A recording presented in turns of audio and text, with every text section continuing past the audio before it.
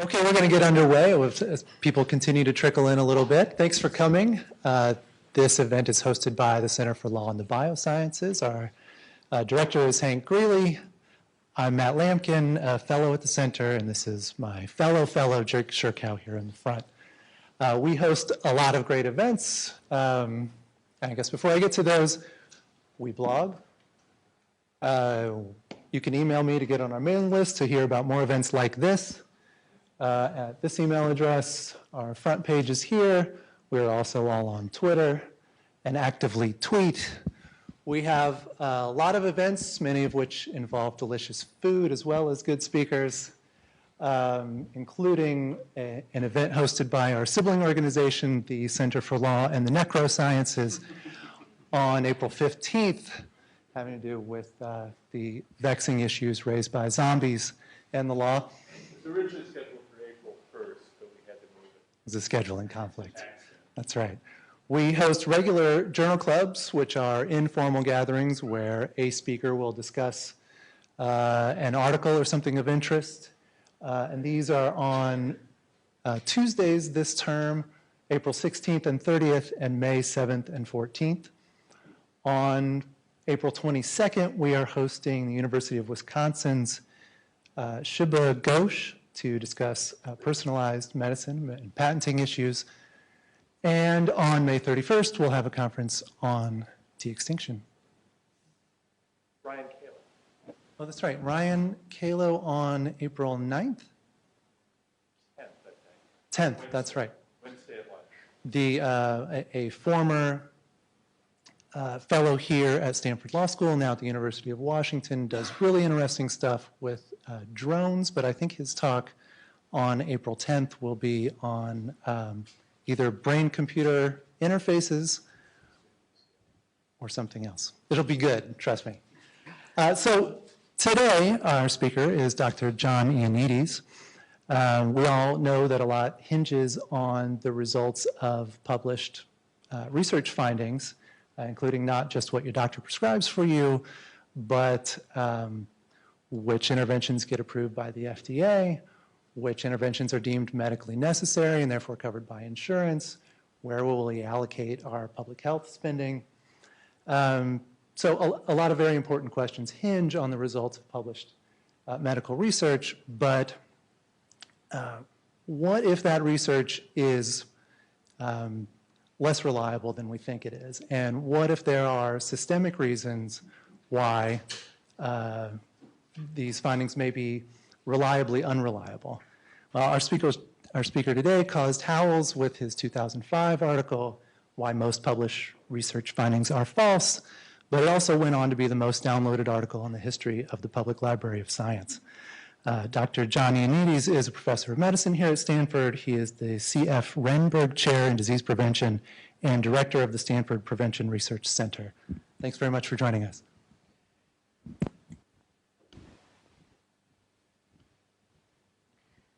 Thank you for the very kind invitation. I would like that to be more of a discussion rather than a formal lecture, and this is what I have been instructed as well.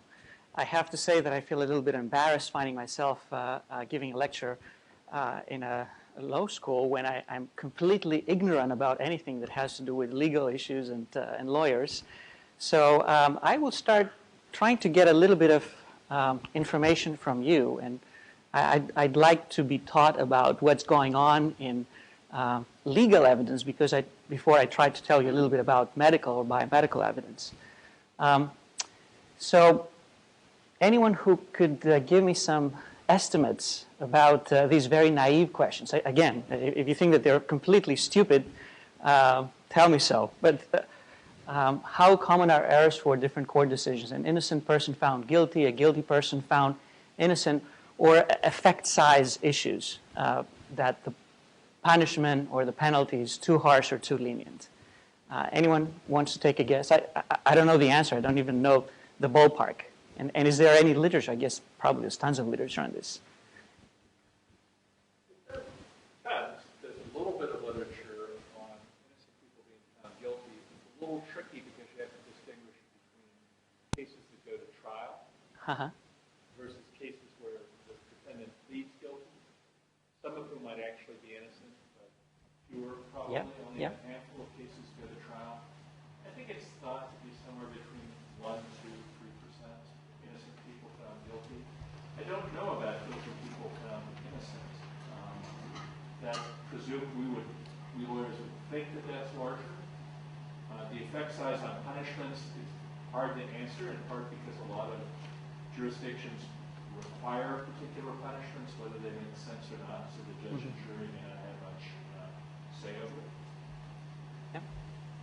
Any other estimates? I would say too, like on your second point, really a guilty person is found not guilty rather than innocent. Okay. And we it's really transparent about the amount of error in that. We admit that there's some amount of error because we say if a jury can't find beyond a reasonable doubt, for example, we admit that there's some, there's some doubt there, there's some error there, and we're accepting of that.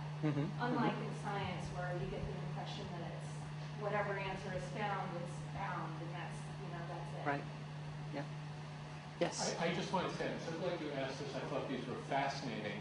I'm not from the law school. I'm from the School of Engineering. And the thing that strikes me, or science and something, whatever you want. The thing that strikes me is the grouping about this is that, first off, lawyers have no idea. They just have no idea. They don't even try stuff out. And second, I thought your point was fascinating because fundamental scientific investigation is uncertainty. There's nothing more fundamental. So that you're flipping it and saying, no, science requires certainty, but we tolerate some uncertainty. I would say that it's completely ingrained in every scientist that there's a confidence interval, that there's some probability you could be wrong, you try to minimize that and so forth. Thanks for opening up. I know it's great.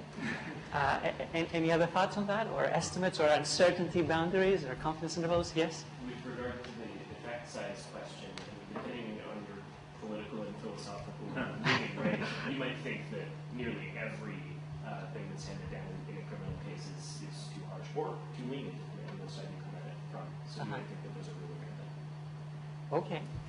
So, trying to synthesize what I heard, if we assume that it's a 1%, 2%, 3% chance for the first type of error, I'm not sure whether I should call that a false positive type of situation, and maybe even a less than that for a false negative. Leaving the effect size alone, legal science and legal processes are literally amazing. I mean, if we could have that in medicine or probably any other science, I would be fascinated. It's very uncommon that we have error rates in the range of 1 to 3% in biomedical fields. Most of the time, we're struggling with substantially larger errors, and part of the evidence that I'm going to show you is how we document these errors. Now, about the effect sizes, obviously, there's philosophical and political interpretations, but again, I will try to show you that we have a lot of uncertainty about effect sizes, how big effects are out there in nature, in human biology, in effects of treatments, associations for risk factors, and so forth. Now, errors are very common, and the errors that I like the most, and of which I make hundreds, if not thousands, on a daily basis, are those that are most obvious. And I love those because I can easily find out that I made an error. So in one of my early papers, I came up with a very nice mathematical model that estimated that an HIV-infected patient with high viral load would survive 800 years instead of the true observed of 2 years. That was before the advent of highly active antiretroviral therapy. And when I shared that with my colleagues and some friends, they said, well, we should be infected with HIV right away. That's the key to immortality. And obviously, that was wrong. I just had to go back and recheck my calculations. And yes, there was a plus that had become a minus. And once you corrected that, you got 2.1, which was very reasonable as an estimate. But these are not the main problem. And again, I come across those all the time in my own research. So it's the other errors that are not so obvious that create most of the problem. So here's one of my best papers, which is completely wrong. I'm a co-author in that paper. I was like the methodologic coordinator of an effort that really involved stellar scientists from top institutions. And for that particular question, we had everybody who was doing serious research around the world being involved. So that was a consortium analysis of all the data on a gene variant in terms of whether it is associated with increased or decreased risk for Parkinson's disease. We had all the serious scientists who had been working on that field and had generated any data being involved in the project. We had a wonderful team of investigators, a very strong statistical team. I was like the senior methodologist involved in consulting on how to do this and put all the data together. Very large sample size, very careful cleaning of the databases, very careful genotyping, so the measurements were very rigorous. All types of bias tests were performed, including ones that I had recently generated at that time, and now that I know that they were wrong, but at that time they were okay. And we came up with this title, UCH01 is a Parkinson's disease susceptibility gene. And this is less than 2 years later in exactly the same journal. UCH01 is not a Parkinson's disease susceptibility gene. And you know, these authors, they were as good as we were, excellent scientists. They just thought that our finding was very interesting. And they said, well, why don't we do an even larger study than what they did? So they did a study that was about 3 times larger than ours. And they came up with absolutely no effect, not even a tiny bit. And then down the road, someone else said, well, why don't I just take that paper and all these data and what the other team had done, our team had done, and put them together and whatever else has emerged, and they did a meta-analysis of whatever you want to call it, and they said, UCH01 is a Parkinson's disease susceptibility gene. So I felt very nice because I was correct. And then we said, why don't we get an even larger consortium that's 10 times larger, and we will waste tons of millions of dollars to do this. Not necessarily, but yes, we did spend a lot of money. And we will do it even better with 10 times the sample size, and we will get the definitive answer. And we did that, and there was absolutely no effect. And we've tried to publish that, and nobody wants to accept it. So currently the literature, if you read the literature on that UCH01, the latest that you will see is a prestigious journal saying that UCH01 is associated with Parkinson's disease. But we know as insiders that actually it is not associated with Parkinson's disease. How common is that scenario? Well, how common is it to find something that is significant in the biomedical literature or in other sciences? This is a very nice paper by Dan Fanelli that I have been working recently with. He's from the University of Edinburgh, and he did something very simple. He took a number of papers from very different fields. You see space science here, geosciences, environment ecology, clinical medicine is somewhere here, pharmacology, and psychiatry, and just asked the question, how many of these papers that are published in prestigious journals in these scientific fields, they claim some significant result in favor of the tested hypothesis. And the proportion is pretty high. So in medicine, it's about 90%. And there's just a couple of disciplines that are having higher percentages than medicine. So psychiatry and psychology is close to 95%. And pharmacology, toxicology, the same thing. Well, pharmacology and medicine probably could belong to the same team, and biology and biochemistry is pretty much the same.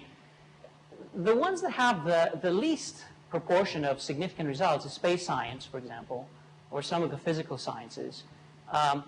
Still relatively high, but it's in the range of 60 to 70%. Now, how would you interpret that? Would you think that medicine compared to space science is more efficient,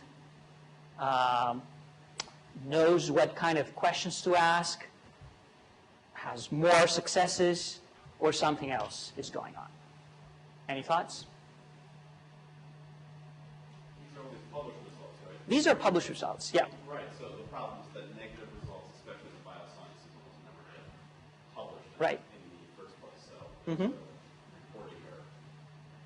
So is that good to have such a high proportion of success? In some fields, it's 100%. There's several journals that we have tested empirically, 100% positive results. You know, high impact factor journals, very decent, highly recognized in their fields. Everything that you will read there, it has significant results. So one might think, well, this is great, this is good news, the field is making progress, but actually it's not good news. It's quite the opposite. And it reflects mostly a culture within a field. So in space science, for example, I have given a couple of plenaries with audiences being astrophysicists, and again, I had no clue about astrophysics, even less compared to law and legal issues. But communicating with them, they told me that, you know, if someone comes up with a big discovery and it's false, that's really a dent in his or her career. People will remember that you made such a bold claim and then people realize that that's not the case.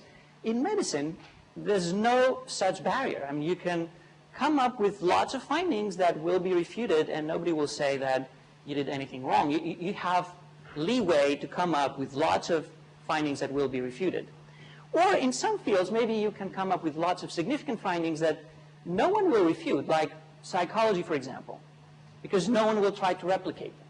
So there's a whole issue of perspectives in psychological science where I wrote the overarching paper about 20 very nice empirical studies. One of them shows that the replication rate in psychology is about 3 to 4%. So only 3% of the psychology literature, someone says, okay, let me try to replicate it.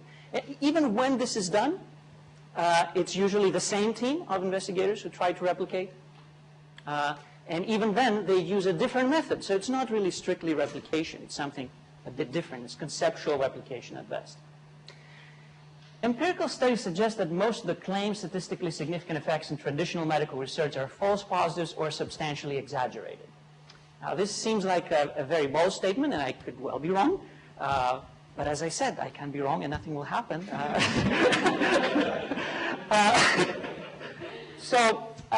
Here's one example. This is genetic associations of risk for various diseases and phenotypes.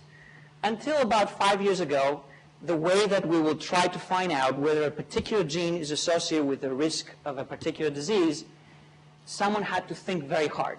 So one had to immerse oneself into biology thinking and come up with a candidate gene that had some biological reason that it should be associated with major depressive disorder or propensity to smoke or acute coronary syndrome, a heart attack, or osteoporosis, or obesity, or blood pressure, or asthma in children. How would you decide that? I was doing that job. I had to think very carefully about these 25, 30,000 genes and what we know now about 20 million gene variants and cherry pick the one that was expected to do the trick. Don't ask me how I was doing it. Everybody was doing this.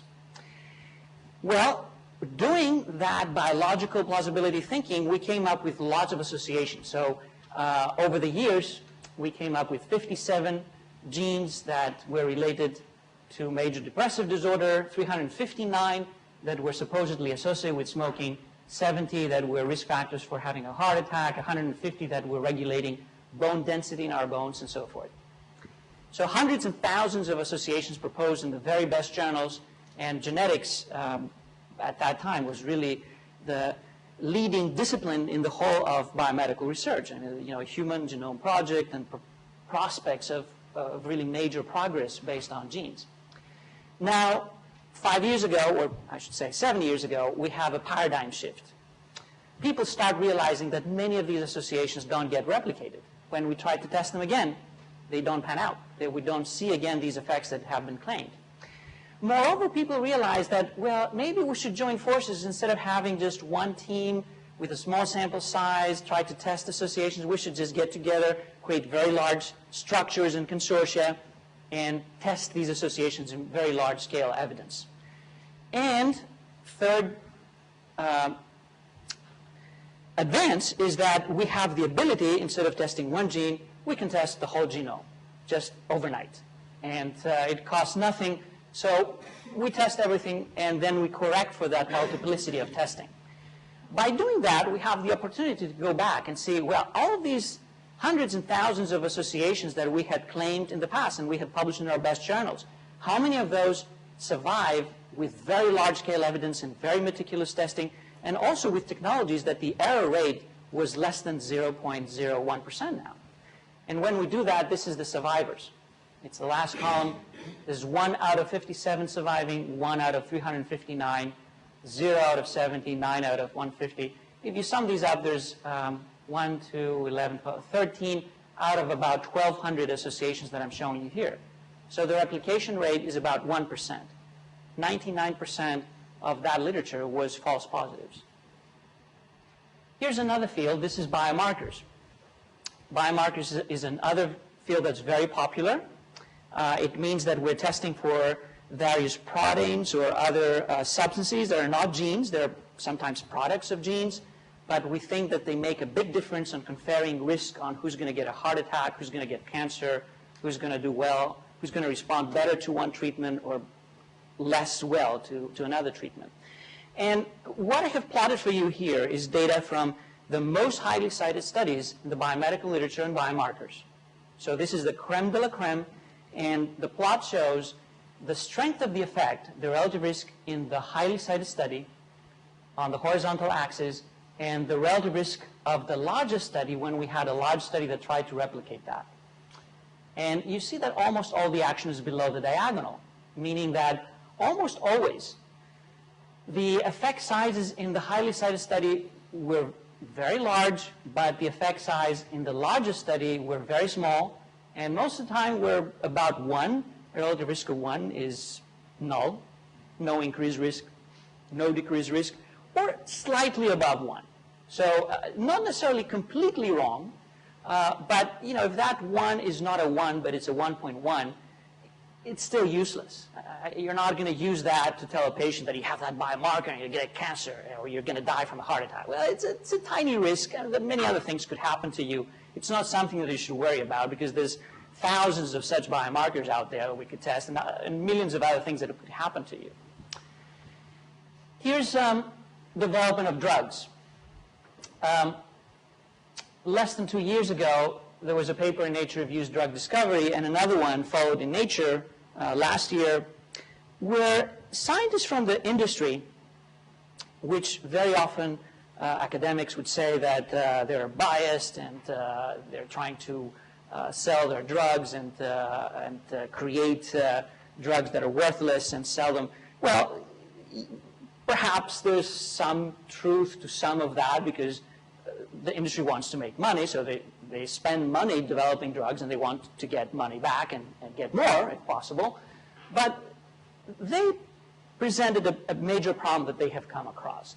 Anecdotally, they were reading all these academic institution-derived papers about new drug targets, new drug possibilities. That seemed wonderful, and they were published in the very best journals by the best scientists in the best universities. And they were trying to replicate them and reproduce them in their labs in the industry because they wanted to start from that point and develop that very promising drug or drug target and create some new drugs or biologics that they could eventually market. And most of the time that didn't work. So they said, let's do that in large scale. And they did that in large scale, and about 80% of the time, they just could not reproduce the data that had been published by the best scientists in the best institutions in the academic world. And there were 2 independent investigations with dozens of such failures. One was from Amgen and the other from Bayer. The one in Nature, they could replicate only 6 of the 53 landmark studies for oncology drug target projects. And the conclusion was that the failure to win the war on cancer has been blamed on many factors, but recently a new culprit has emerged. Too many basic scientific discoveries are just wrong.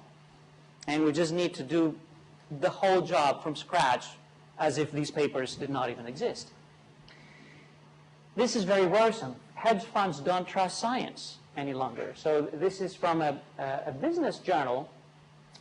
They claim that at least 50% of published studies, even those in top-tier academic journals, cannot be repeated with the same conclusions by an industrial lab, and the potential for not being able to reproduce academic data is a disincentive to early-stage investors. At least one firm now is hiring CROs to independently validate academic science prior to putting up serious money.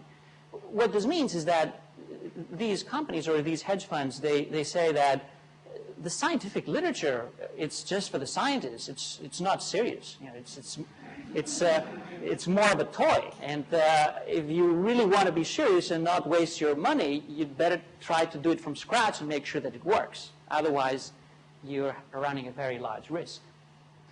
So why would research findings not be credible? I was a bit disappointed to see many of my own research being refuted again and again, and many other research pieces that I thought were stellar refuted again and again. So I tried to come up with some simple model about why this is happening. And practically that model says that there's bias and there's random error.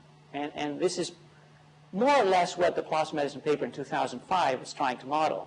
And usually there's plenty of both. There's both bias and also there is multiplicity of comparisons. There's about 30 million scientists around the world currently, compared to just a handful back in the 17th century. Each one of us is trying to make discoveries, is trying to come up with something new, something interesting. We're testing lots of things. We have capability to test more and more in big data, in thousands and millions of analyses. So how many biases are out there?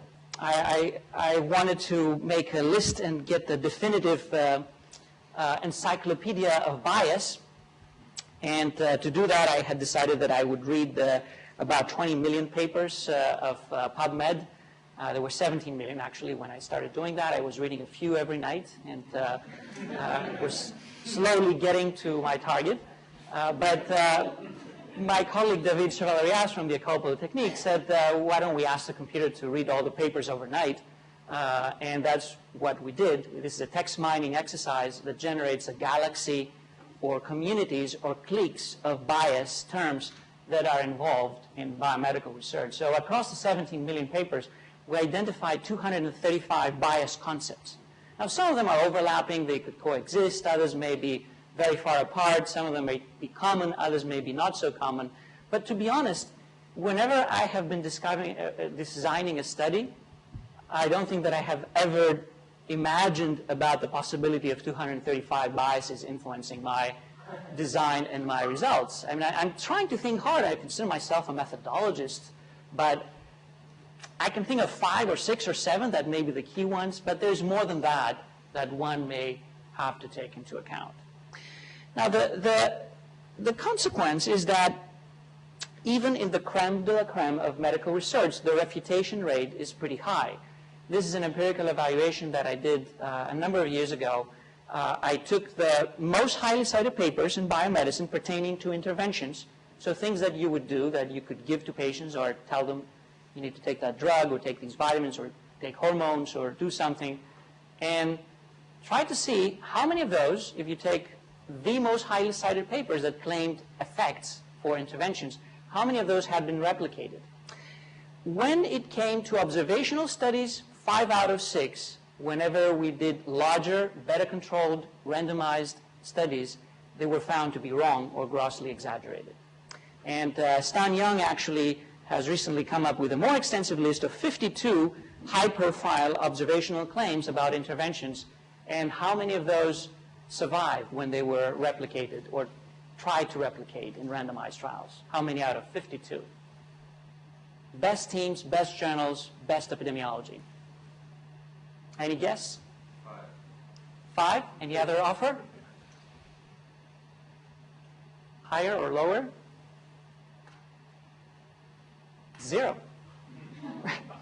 0 out of 52. So Stan feels that there's a systemic problem with observational epidemiology when we're talking about treatment effects. How about randomized trials, which means that they're experimental designs, that we randomize people to get or not get the intervention or get one intervention versus another, in theory, this should be very robust. And it is far better. It's about 75% replication rate. Still not 100%, but I'm very happy with 75%. You know, as I said, when you told me 1 to 2 or 3%, if I had that, I would really be the happiest man in the world if I had a design in biomedicine that had 97 to 99% replicability. So this means that many medical practices actually may have to be abandoned at some point. And along with Vinay Prasad, we've worked on that concept of medical reversals. So Vinay came up with a list of interventions that had a very long-standing endorsement in medical care, and he tested how many of those someone did perform a definitive randomized trial to see whether they work or not. And about 50% were found that they don't work. Now, this is not observational associations. This is interventions that have already been adopted. They already had evidence. Most of the time, they had some randomized evidence already used, widely used in practice, and someone says, I want to challenge that. And they do another very big definitive randomized trial, and half of them drop dead. That's a very high rate for that set of circumstances. So abandoning ship is probably not that uncommon. It actually is probably pretty common.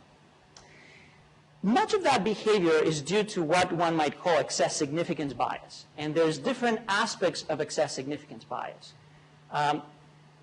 We want to find significant results. I want to be able to come to you and claim that I have found significant results. I have made new discoveries. I have discovered treatments that work or associations that point to increase or decrease risk and so forth.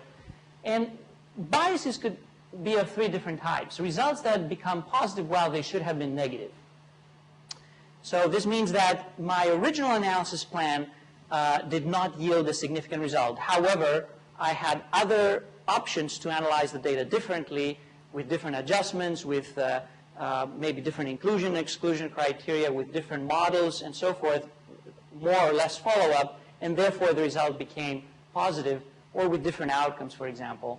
Then results that are negative being suppressed is another possibility, which means that a negative result is not attractive to be published, so it's classic publication bias, and we just see the positive results out of many experiments that some of them have been negative. And the third is that fake positive results are created, which is pure fraud. Probably that comes to your domain, clearly. I don't think that fraud is common. I think that my feeling, I don't want to believe that scientists spent 255 years in training and they do that to become frauds. There's so many other ways to become a successful fraudulent entrepreneur or whatever. You know, why should you become a scientist? It just blocks my mind to think about that. Some frauds are discovered, they hit the news, they make big waves, and everybody says, yes, the science is fraudulent. I think it's just that they're so rare, actually, compared to the other problems, that this is why people get so excited. Now, the common denominator for all these practices is that there's an inflation in the proportion of observed positive results. And here's how it looks like: publication bias, other types of selective reporting bias, and publication bias. This is from a study that I did with Julianne Shakib and her husband, thank you for coming, on how you could get selective reporting in seemingly the more rigorous setting. These are randomized trials, so the more rigorous design, experimental design, and they're published in the best journals, so we have taken a sample of trials that are in the highest impact factor journals, and we tried to ask something pretty simple. How many of those report results with adjusted and unadjusted analysis for their primary outcome, and whether these results are different? So we found 40 of them out of 200, and in 18%, the results were different depending on whether you adjusted or not for anything. what does it mean? In a randomized trial, really adjustment should not make a difference because the two teams are randomized. So whatever you adjust for, there's no reason that you should shift the effect in one or the other direction. And it shouldn't really move much. But in 18%, the results were different just based on that tiny detail. Now, in the other 160, we didn't have the benefit of knowing what adjusted versus unadjusted results were like because they were not reported in the paper. So we got back to the authors and we said, could you please send us your protocols, what you had proposed to do in the analysis of that randomized trial. And some of them did, about 60 of them did. These were actually the best who shared that information with us. And in about half of them, what they had promised to do in the analysis plan was different compared to what they had published. So these are the best and the most responsive and the most transparent researchers for the best type of design in the best medical journals, and the analysis plan compared to the published analysis is different half of the time. This makes things a bit more complicated if we consider that there's no field in medicine, probably not in any science, that is just a single study that is pertinent to getting a result. Yes? The analysis plan is submitted to like some regulatory body, or the analysis plan, which analysis plan? The analysis plan that was in their protocol. The protocol that they like gave to their like R01? So the protocol, where it went, I have to assume that it went to the IRB to get the study approved. If the trial was used for a regulatory purpose, it must have gone to the FDA or the EMA for Europe or something equivalent. Very rarely it would have gone public because until now people have not asked for protocols. We're not asking this. We all often submit one thing to the regulatory body, and then as you do the experiment, you realize that something needs to change. Something needs to change, yes. Publish is more reliable than actually happen. Absolutely. So I'm willing to accept that a protocol has to evolve to some extent based on what you encounter down the road, but not for this type of detail, because there's really no reason that you can justify that an adjusted versus an unadjusted analysis is better. Even if you have some more data, or it's a randomized trial, methodologists have been debating forever whether it's better to adjust or not adjust. People would say you can do whatever you want, but just decide what you want to do and just follow that. So I know in biological sciences it's frequent that one will adjust during the process. But maybe someone here knows the story better than me. The physics community, particularly in the high-end CERN-type experiments, the younger scientists there said, enough of this stuff. Before we go and we run this experiment, you take your analysis and you put it on DVD or CD or put it in the cloud somewhere. And you can run those analyses on the data that you collect, but you can't just start hunting and making stuff up. And so they took this problem quite seriously, and particularly, I gather, it came out of younger physicists. Absolutely. You know about this stuff? Yeah, no, I think that several other fields are far more transparent about how the protocol is built and having the full analysis code and algorithm publicly available for anyone to check it again and see whether they... And in advance, exactly. Yeah, but this has been very uncommon until now in most of the biomedical fields, including clinical trials. So here's some network geometries, as I call them. These are the comparisons that exist in randomized trials about treatment options that we have for managing what are called neglected tropical diseases. So this is some work that I did with Shanti Kapagoda here from Stanford. Shanti is an ID fellow, infectious disease fellow, and she said, I'm very interested in these neglected tropical diseases. Why are they neglected? Well, they're neglected because about 1 billion people are affected, but that 1 billion is those who have no money to pay. So no one is really interested to spend a lot of money to develop treatments for someone who will not pay for them. Nevertheless, there's a lot of trials. So we came up with 113 trials for schistosomiasis and 78 trials on ascariasis and 77 hookworm and 66 on trichuriasis. And there's 16 such neglected diseases. Each one of these trials is one link in that chaotic geometry. So if we design one trial and then we decide what to report and how to analyze it and how to publish it, how to present it, and what not to report and what not to analyze and what to keep in a file drawer because of publication bias. This is just a small piece of a much bigger picture of evidence that if we really want to know how to treat schistosomiasis, we really need to know about these 113 trials, and not just those, because these are just the published ones. Maybe there's another 100 that are not published. So to really know what is the best treatment among the 30 different ones that have been tried, we need the whole picture. We cannot really make inferences based on single papers, single studies, or single results. So here's some solutions to these problems. First of all, I think that increasingly in biomedicine, we realize that we need to learn to live with small or even tiny effects. There are some effects out there that are clearly big, like smoking and lung cancer, or lots of cancers, or heart attacks. The risk increases 20-fold. Or asbestos and mesothelioma, which could be an industrial exposure and could become a lawsuit. We're talking about 40 times increased risk for people who are exposed versus those that are not exposed. There are some big risks out there, and those are probably more likely to hit the courtroom in lawsuits, but most of the risks that we're facing are pretty small. To give you one example, one of the best things that one could do is increase consumption of fruits and vegetables. I love fruits and vegetables. So, and I fully endorse that this is a wonderful thing to do. But what is the relative risk for cancer risk if you increase your intake by 1 serving per day? So if we increase 1 serving a day and we had 100 cancers happen without that increase, if we increase by 1 serving a day, how many will we get now? Any thoughts? 99, yes, exactly. 99.3.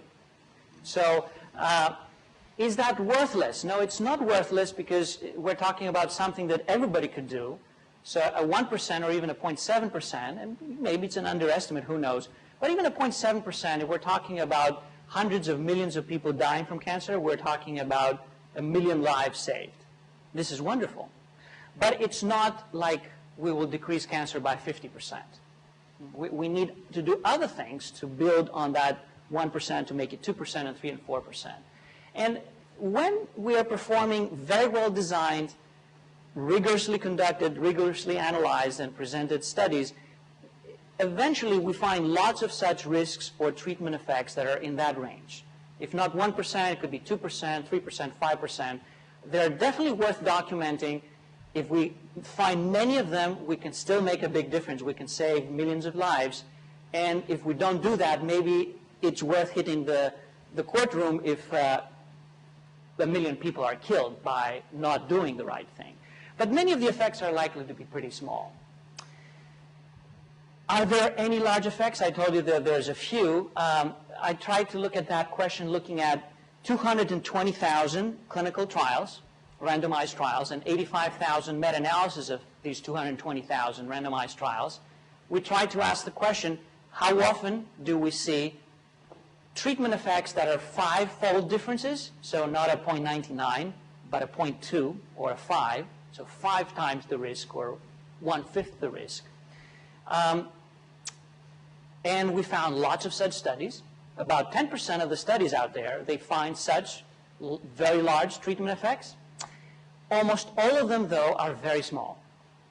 And always when we run additional studies to try to verify them, the effects go away. They become much, much smaller. If you want a very strong effect, a relative risk more than 5, for mortality, death, like decreasing mortality by 80% to 1/5 or less, that has been studied in studies with good internal validity, no major biases that have been discerned, that has been replicated in at least 2 studies, and that has strong statistical support, a p-value of less than 0.001.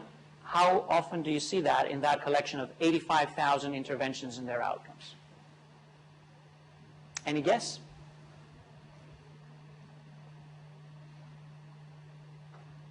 Just pick a number. What do you think? Zero. So I've managed to depress everybody in the audience. 1. It's a little better. So now, does this mean that there's only one such treatment that is so effective? No, there's more. So insulin for diabetes, clearly it is as effective. But when it was developed in the Joslin Clinic, when I was doing my residency, well, about 60 years earlier, there were no randomized trials out there, and no one is going to question that a diabetic who's not controlled otherwise will need insulin, and then the treatment effect is going to be huge. Kidney failure, dialysis, you don't proceed with dialysis, the patient will die. It's a matter of a few hours or a few days. So these clearly work. If I fall on the floor with a heart attack and you feel no pulse and I'm not breathing, you need to resuscitate me, even though my talk was miserable. I mean, don't let me go.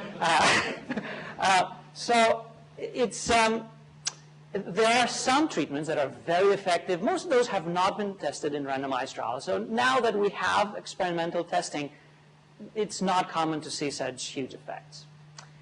Adjusting effects downwards. This is another possibility, especially when one is reading new papers about new treatments in major journals. So this is an empirical study that we did. We took the 3 most highly cited journals in medicine, New England Journal of Medicine, JAMA, and Lancet. And we looked at topics where these journals had published a randomized controlled trial, and there were other trials on the same topic, the same intervention, same outcome, like all of them about death, in other journals. Less prestigious, but still decent journals, but not these journals that are at the top of the top with 3% acceptance rates. Now, what we found is that if these trials that were published in the very prestigious journals were large, the results were very commensurate with what you would see in other journals. There was no difference. But when these journals publish small trials with very large effects, small being with less than 30 events, like less than 30 patients dying, or less than 30 patients having a clinical disease progression, their effects were grossly exaggerated. The effect was about double, 1.8-fold, in the prestigious journals versus the other journals. And as I said, most treatments don't really have effect size of 1.8. So the exaggeration was as big or even bigger than the typical effects that we see floating around. So if you see a big claim hitting the news, first study ever, but small study with limited evidence, even if it's significant, better wait a little bit. It's still too early to make a decision. Large-scale collaboration. I think the physical scientists have learned the lesson a long time ago. Biomedicine is moving in that direction. Many fields have started creating very large collaborations where instead of having many teams probing small sample sizes, you create a big consortium where everybody joins and includes their data, and we have more rigorous evidence that's more standardized and have more transparent processes of design and analysis. So this is one such consortium that I have been involved, looking at whether specific gene variants are associated with modulation of smoking behavior. And as I showed you in one of the early slides, in the candidate gene era, we had identified 359 genes that we thought were associated with whether people smoke or not. And when we did that with that big consortium of about 200,000 people, we found only 4 genes. So going down from 359 to 4 may sound disappointing, but these 4 have very rigorous support, and we know that they're true, and we can take them to the next step to think about their biology and whether we can develop treatments or anything else based on them. I think multiplicity could be taken into account, not just in genetics. It could be taken into account in environmental studies. Instead of testing one risk factor at a time, you can look at the whole space of exposures to different risks, and this is one way to do that. This is from a paper that I have worked with Chirag Patel and Atul Butte, where we look at about 300 environmental exposures in terms of their association with lipid levels. And you can take the multiplicity into account in what we call an environment-wide association study. Standards for research reporting have been evolving over the years, and in the last decade there has been a lot of progress. There's an effort called Equator that is like a house for all standards of research reporting for randomized trials, for observational studies, for diagnostic test studies, for prognostic studies, for tumor marker studies, for genetic associations, and so forth. What does this mean? It means that we are trying to put some rules in place on how particular types of design should be reported to maximize transparency. If one is running a randomized trial, there's 20 things that one should know about, and these should be reported, and we can check what was done for each one of these 20 things. So transparency, I think, is very useful. Registration and publication of all data. This is a battle that has been fought for several years now. Since 2005, there is a registry for randomized trials, clinicaltrials.gov, which means that all the major medical journals pretty much have agreed that unless a randomized trial is pre-registered when it starts, when it finishes, they're not going to publish it. So registration is a condition for eventual publication in these journals.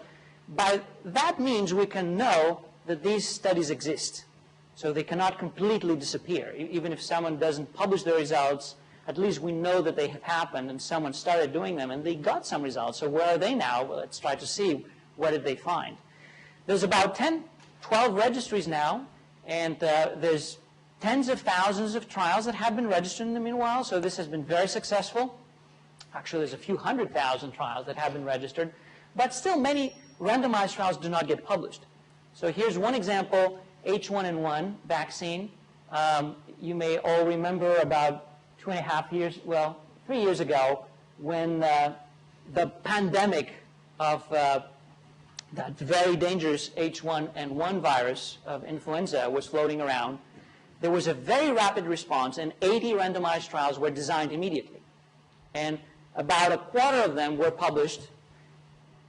2 of them were published in New England Journal of Medicine very quickly, within a few months from the start of the recognition of the pandemic, and then more in the same journal, and then in other major journals, and then some in specialty journals.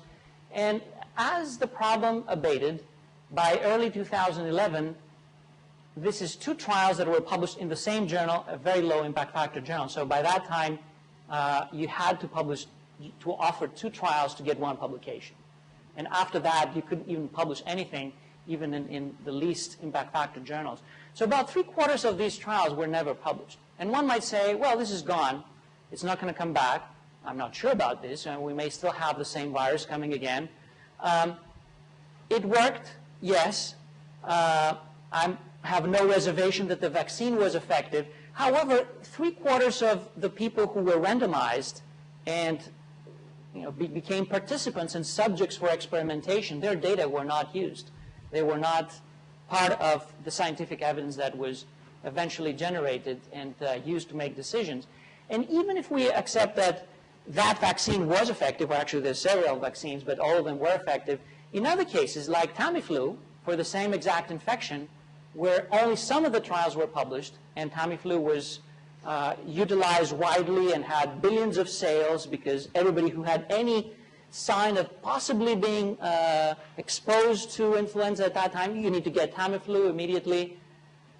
Large trials, seemingly with positive results, meta-analysis with nice results, and then someone said, yeah, I did that meta-analysis, I get a positive result, it looks very nice, but I really want to get the raw data. So he goes to EMEA, the European Medicines Agency, Peter Doshi from Hopkins, says, can I please have the raw data from these trials? So he gets the raw data and reanalyzes these same trials, and what used to be a positive result now is a completely negative result. So Tamiflu and all the billions of dollars that were spent for something that had absolutely no effectiveness at that time. And this opens a whole new culture about can we really trust just published results, or we need not just registered results, but also raw data and full availability and transparency of the raw data to be able to make inferences. This is from a utopian paper that I wrote a few months ago, like most of my work. The importance of potential studies that have not existed and registration of observational data sets. Studies that exist are okay, yes, but I'm very interested in studies that don't exist. And what do I mean by studies that don't exist? Well, what is a study? If you're thinking about a randomized trial, it's very concrete. You need to find the patients, get informed consent, recruit them, follow them. Some of them die, some of them survive. Things happen to them. You record what happens, and then you publish the results. But if it's just a data set that people are collecting surveys and measurements and blood tests and whatever, and it's a cohort study or a biobank or a cross-sectional study, what exactly is a study? I go home and I open my computer and I access that data set and I say, I'm going to curve out a study here that will test those 3 factors against those other 5 and try to see whether treatment is more effective in these people versus others. And so I can come up with zillions of studies. The only boundary that I have is what kind of data is available to me. So these are studies that have not existed, but they could exist potentially. And how would we know that? Well, we would know that these variables, these data, these measurements have been collected. So in theory, there's 2, 5, 20, 100, 500 data sets that question could be addressed. And if one of them addresses them, then we need to ask what happened to the other 499. So these are levels of registration of studies. Level 0 is what's happening most of the time currently, no registration. Level 1 is registration of the data set. What kind of measurements have we collected? Level 2 is registration of protocol. As I mentioned earlier, and what's happening in physical sciences, here's the protocol. That's what we're going to do. Level 3, registration of the analysis plan. Not just vaguely the protocol, but exactly the analysis code that you will use. Level 4, registration of the analysis plan and the raw data. And level 5 is open live streaming, which means that I go home, I open my computer, and I start working on my study. And I make it public so that everybody could see my study and my analysis as they're evolving. I'm not hiding anything, and everyone can see that John performed 2,074,373 analyses before coming up with that single one that now he's publishing in JAMA. Or he just did that one, and that was it. So can we make data publicly available? Yes, I think we could do that, and it is happening in many fields.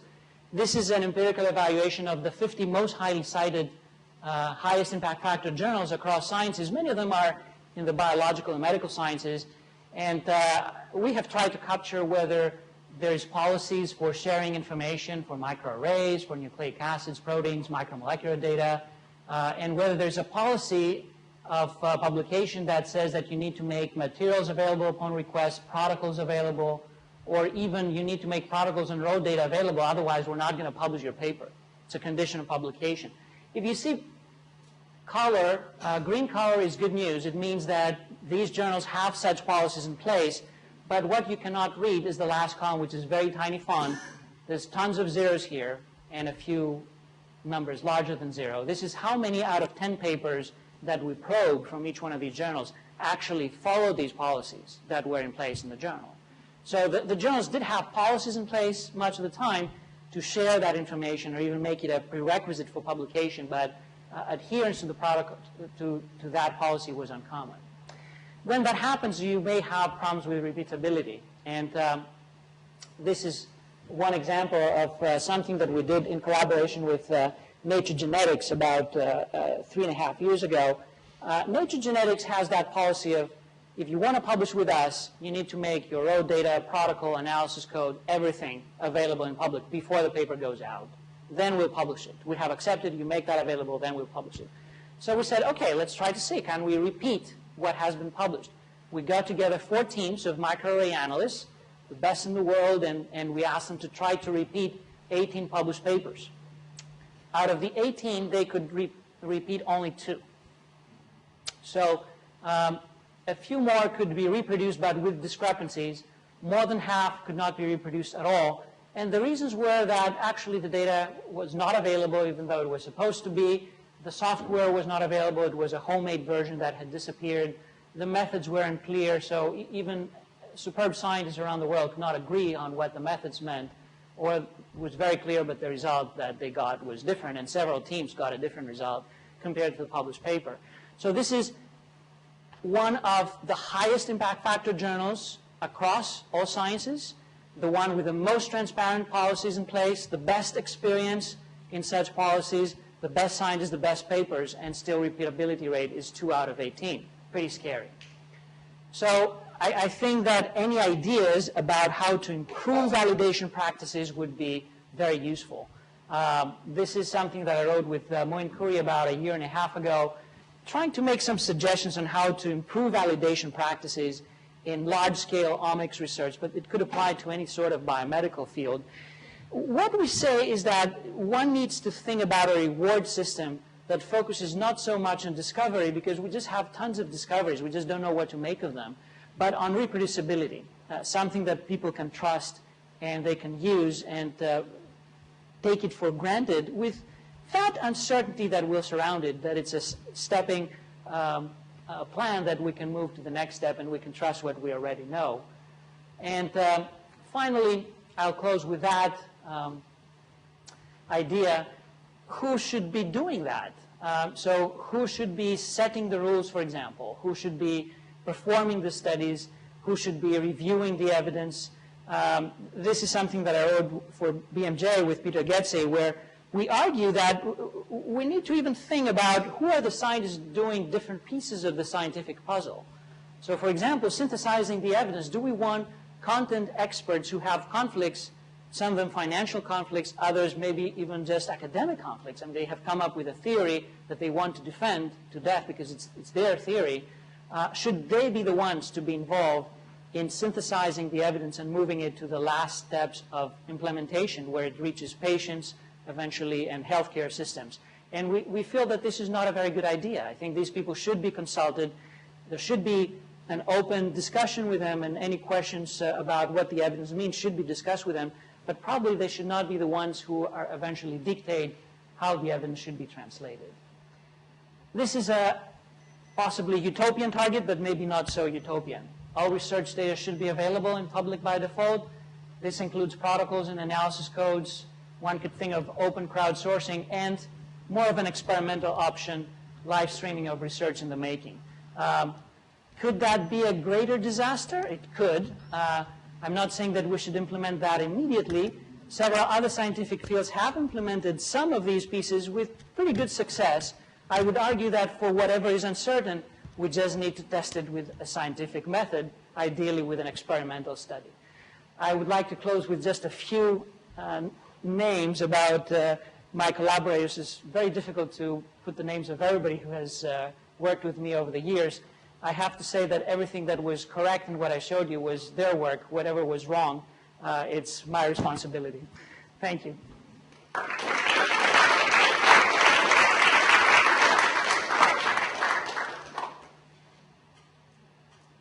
Thanks so much. We have time for questions, and I would ask you to speak into the microphone because, as you know, this is being recorded. This will help the video camera pick up the audio. Okay, I'll go first. So obviously this is a pretty bleak picture overall. You've talked about some ways that we might be able to enhance the reliability of biomedical evidence. What should we do in the meantime from the perspective of policymakers and practitioners? I mean, should practitioners be intervening less? What do we do in the absence of confidence in even some of what appear to be the sort of most high-profile, most often cited? So I think that it has to be seen on a case-by-case basis. There are several situations where probably healthcare and practice is overreacting and overtreating and overdiagnosing and overtesting. There may be others, actually, that the evidence is pretty strong that a treatment is useful or a diagnostic test should be done, and it's not adopted or is not uptaken to the extent that it should have been.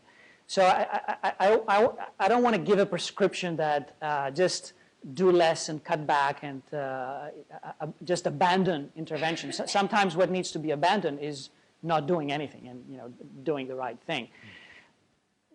On the balance, if one were to look across biomedicine, probably the overreaction and the over treatment and over-diagnostic testing is probably more common than the under-reaction, under-treatment, and under-testing. Now, that means that it has policy connotations, it has cost connotations. It means that, according to the Institute of Medicine, about $750 billion a year are spent for healthcare that is not needed. And maybe even that is an underestimate. It could be over a trillion, actually. And if we could salvage some of these funds and some of these wasted treatments and tests, maybe we could use them to some better result by maybe furthering some of those that do work and maybe even more research or other societal benefits. So clearly there's an efficiency problem, and clearly solving that efficiency problem does require people who understand the magnitude of the issues and decide to move them towards policy action. Do you have any confidence in sort of the comparative effectiveness movement or the idea that we ought to structure something like what NICE does in Great Britain to fill that kind of role?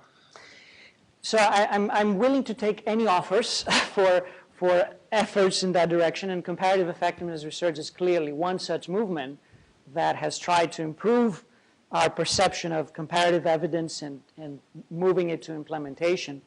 There are still caveats. So, for example, in this country, comparative effectiveness research very much has been almost seen as the same as large observational analysis.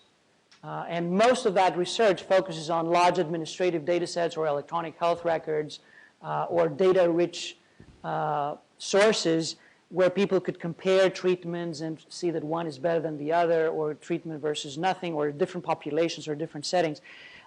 I think this is useful, but to be honest, if really the effect sizes that we're talking about most of the time are so small, that's not the way that I would approach them with large, non-research-oriented, uncontrolled, or non-randomized, big, noisy data. I think that the risk of getting lots of false signals is pretty high. So people argue, well, if you want to do that, you need to run very large randomized trials. And these are very expensive. But to this I would reply, well, they're expensive because they can give you answers that can save you billions, if not trillions of dollars. So if you can spend, let's say, $2 billion on such an agenda, but save $500 billion, I would argue that that agenda is useful. But it seems that there's not much interest to move in that direction. People are a little bit scared that we don't have the resources for these large mega trials. And I don't really agree for that. I mean, we can continue wasting billions of dollars in quote-unquote research that has questionable performance characteristics and continue wasting trillions of dollars in healthcare that doesn't work unless we say we will try to get the best answers with the best design. Thank you so much. I loved your talk. I have a question. I'm really interested in physician performance measurement, and we know that measuring physicians and using process measures and outcome measures really changes their behavior and what they do clinically. And I'm wondering if there have been any studies that you're aware of that look at the comparative reliability of the evidence used to generate those measures versus the average reliability. This is a very interesting literature. I'm not an expert in that field, but my feeling is that it's a literature that would benefit from better controlled randomized trials because there's many different ways that you can evaluate performance, or you can audit performance, or you can give feedback, or have some correctional approaches to try to improve performance. And I'm not sure that they all work the same. I'm not sure that they work in different settings, for example. In the same way. And I think that there's a risk that they may be superimposing an extra layer of complexity in healthcare that could also be costly. Some of these performance appraisals could take a lot of effort and even money to appraise. I would like to see what works best. I'm not saying that they would not work, but I would like to get a more evidence-based picture of what exactly we need for performance appraisals. There's a paper coming out in JAMA this week for which I wrote an editorial, and it's pretty much on exactly that topic. I mean, they make a claim that hospitals that don't have, based on their structure, this kind of performance appraisal and feedback, and they get reimbursed for whatever they do, regardless of cost containment issues, that they're trending to worse outcomes. And this is an observational administrative type of information. Can you claim that it's performance and audit that makes the difference? I don't know. I mean, I think one has to be very cautious about making strong inferences based on observational data. But it could be that it could be very useful. Thanks very much. I thought that was a wonderful presentation. But it seems to me as though fraud has been really neglected in your talk. You've alluded to it, but it's really much broader as a source of inaccuracy in papers. You remember John Darcy? Mm-hmm. Darcy had 120 papers published before it was picked up by another postdoc that he was engaging in fraudulent research. Why did he do it? Well, you can say that he had a personality disorder. Incidentally, Brownhold was the co-author of 11 of those papers. You can say that he was engaging in all of the, and this went back to Notre Dame, to Emory. It went right through his whole career. And why did he do it? Well, there were rewards. Mm-hmm. And there are huge incentives to making certain that your randomized trials end up in one direction or another. And that's a kind of built-in bias, but it's very much a part of the system in which we live, because in the academy, rewards are frequently related to the papers you publish, the research you do, et cetera. Anyway, I raise the question of whether or not you have really emphasized that enough. I think you're perfectly right that the reward structure would really create the product of research that is fitting to that reward structure. So it's, I think it's important to think about what type of reward structure we want. And this is why I suggested that instead of having a reward structure that's based on, for example, finding new discoveries or significant results or papers that are published in very high impact factor journals, I'm not saying to completely leave that aside, because clearly it's important, but also have another dimension that would be a reproducibility index, for example, that someone has published these high impact papers, but actually his reproducibility profile is not that great. He got it 9 out of 10 times wrong. And here's another one who maybe not so successful in terms of discoveries, but the 3 things that he proposed were all correct. And maybe balance that discovery versus reproducibility metric in a sense. Now, this is something that it's not going to happen by just one scientist. It's something that needs to be thought and adopted at the level of universities, funding agencies, journals, professional societies. It has to be a community effort for science to adopt more of the reproducibility culture rather than just the discovery culture.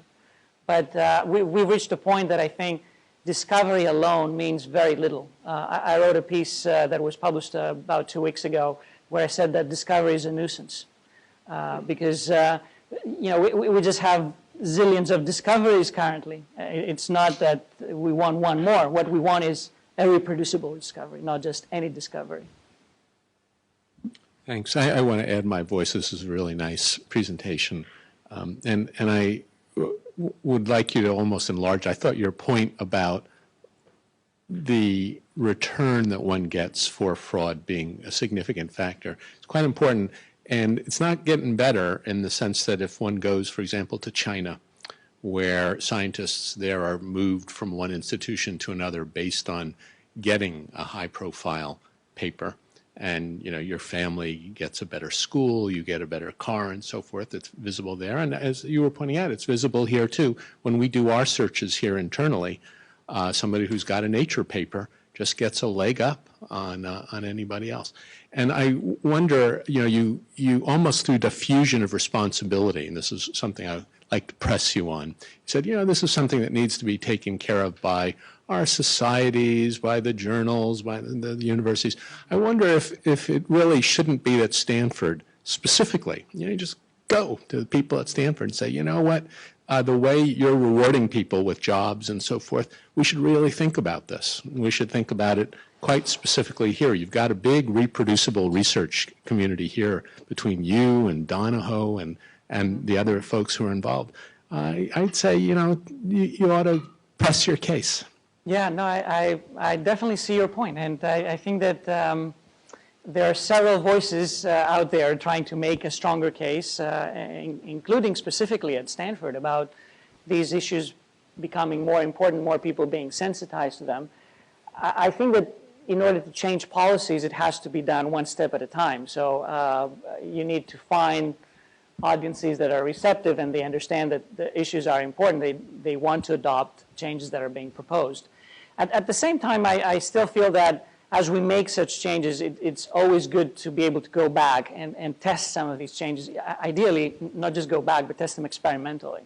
So I don't feel that I know the truth about what is the best way and what is the exact next step for that. There's lots of options that seem very nice, but I would feel much better if we could test them experimentally and see that they do make a difference and they improve the reliability and reproducibility of bodies of evidence in research. Yeah, it may be an ideal ground. Yes, I fully agree. There are a lot of fascinating things you talked about that raised lots of issues that I'd like to talk about, but I'll stick to three. One of which is kind of a clarification, the other two are questions. When you asked earlier what percentage of criminal guilty verdicts are wrong, what I gave you was based on a recent paper by a guy at Michigan named Sam Gross. And what he was looking at was in what percentage of guilty cases, particularly in death penalty cases, because those are the ones people look at most, is it later determined that the person was factually innocent. That's not the same as reproducibility, really. And nobody, I think, has had the heart or the guts or the stamina to actually try to run the same trial over and over again, and each time through it would likely be different. So it's what's accurate varies in part. What that means varies in part on the context in a way that makes the criminal trial case harder to compare to what you're looking at. The two questions, one's actually an observation, I suppose. I like the idea of making all the data public, except I think then you run into another problem, which is all the individuals whose data, all of the human beings whose data you are putting up on the net didn't necessarily expect it all to be up on the net, and there is no way we can honestly tell them that they can't be identified. Absolutely. Because if somebody wants to try hard enough, they can almost always figure out a way to identify them. So you've got a potential conflict there with the privacy interests and rights of the subjects, and I wonder what you think about that. I fully agree. I should have clarified that up front. I'm not saying that one should bypass informed consent for making that information publicly available. I think that it should be built within the informed consent, that once you participate in research, and I'm willing to accept that it could be some types of research, those that would be most important for making eventually decisions. I don't think that if people are informed that this is happening, they know that if they participate, that information will be publicly available, then I think it's pretty fair. Participation in clinical research has pretty much dropped and plummeted over the years. So currently, in most diseases, less than 1% of patients are interested to participate in clinical trials. Why is that? Somehow, we're not making a very convincing case that this is really a contribution to science and to society and to improving our knowledge about health. It sounds more like a game that the patients are being exploited much of the time. But of course, you know, the accuracy of informed consent can be questioned too. How often does somebody who has signed a consent form actually understand and agree to what is in that consent form?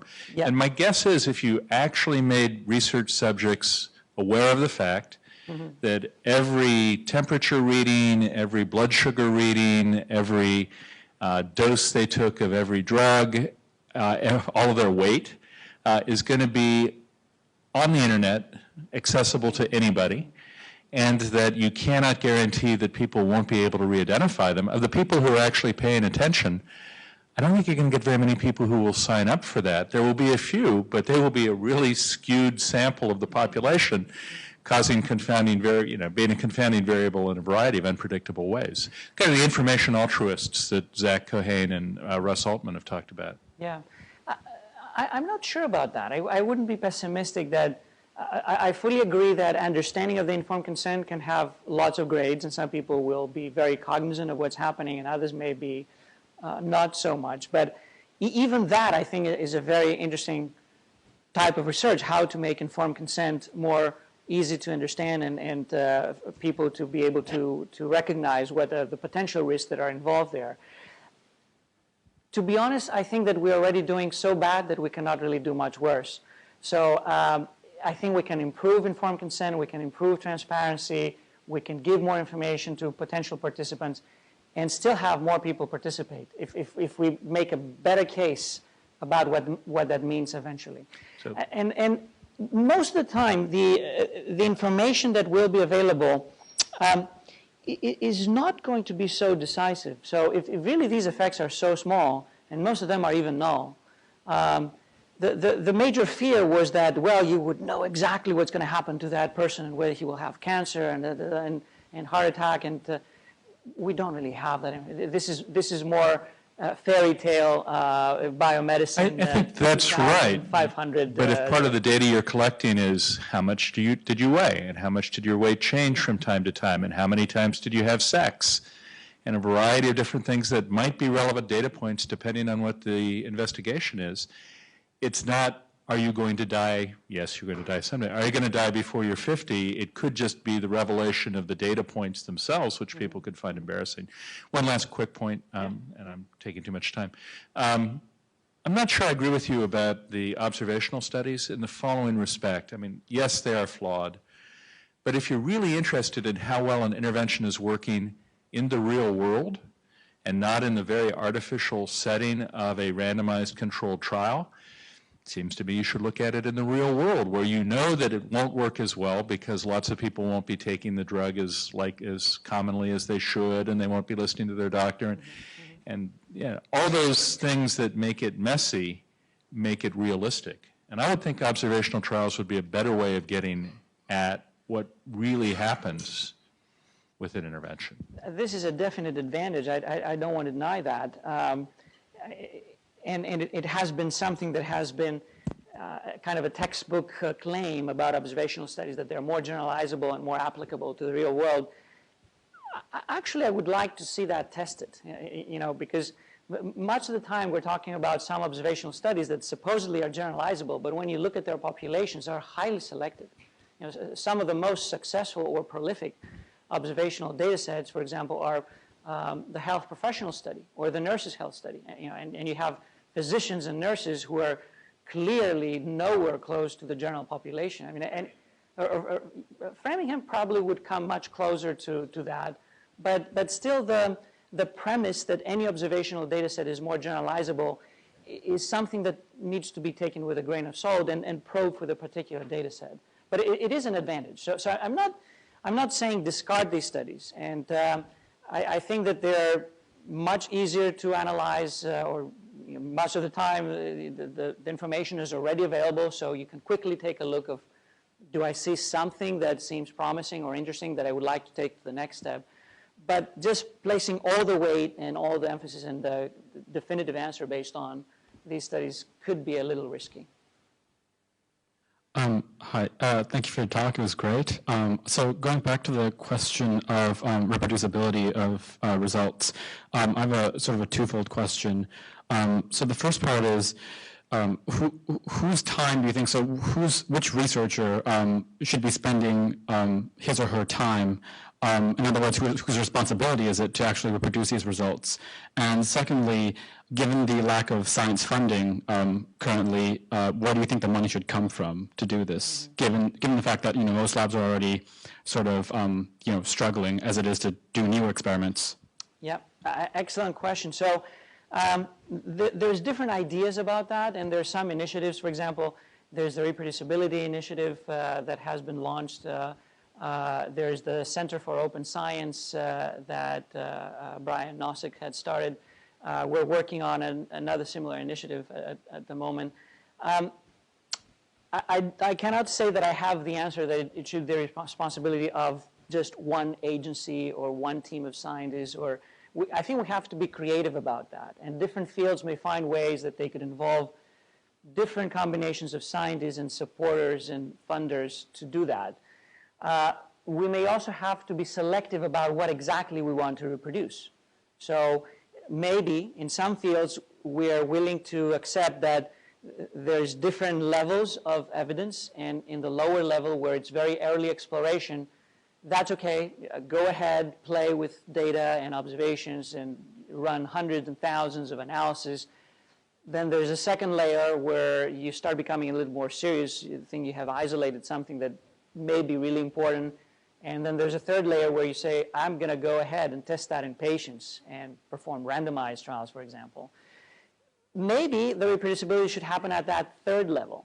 So you may have 500 papers that no one will really reproduce very stringently, but once that mess or noise or cloud says, it's no longer a toy, it's something that will affect healthcare, it will affect patients, people will be treated, something will be done with it, I would say at that point, let's go back and see whether the trajectory of reaching that decision node is reproducible. So in many fields, this means that only about 1% of the research would need to be reproduced because most of the other research will be in that early cloud of noisy exploration, which everybody will understand that it's just exploration and no more than that, and that's perfectly legitimate. But don't take me too serious. I just do that, try to find something interesting, and if I get to a point that I feel we should move forward, I'll let you know. So we don't need to reproduce everything from scratch. I mean, you don't need double the budget. I would argue that we can be pretty efficient and just agree on some rules on what are the nodes of action for that reproducibility. And in terms of funding, I would argue that if that system works, it could really save a lot of funding for other types of research because the whole purpose would be to improve efficiency. You run the reproducibility checks and you recognize that you don't really need to spend another 20 billion in that direction because it's not reproducible. You can take these 20 billion and spend it in other types of projects. So the reproducibility check should actually be generating funds or creating openings for funds to be used for other venues of research.